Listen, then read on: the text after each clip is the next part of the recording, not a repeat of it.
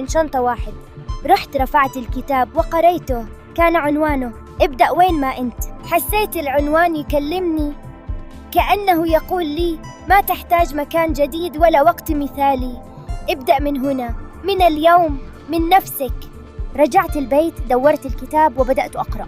كل كلمة كانت توصلني. ما كنت أقرأه بعيني، كنت أحسه بقلبي. وجتني الجملة اللي كسرت الجدار اللي بنيته حول نفسي. أنت مو ضايع، أنت بس ما قررت تتحرك.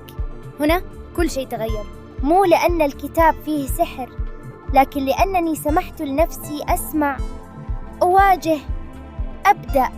من يومها قررت أتحرك، مو بخطوات كبيرة بس بثبات.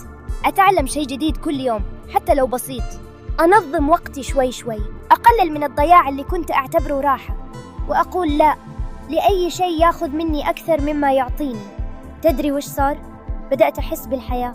صرت أنام وأنا مرتاح، أصحى وعندي هدف حتى لو صغير.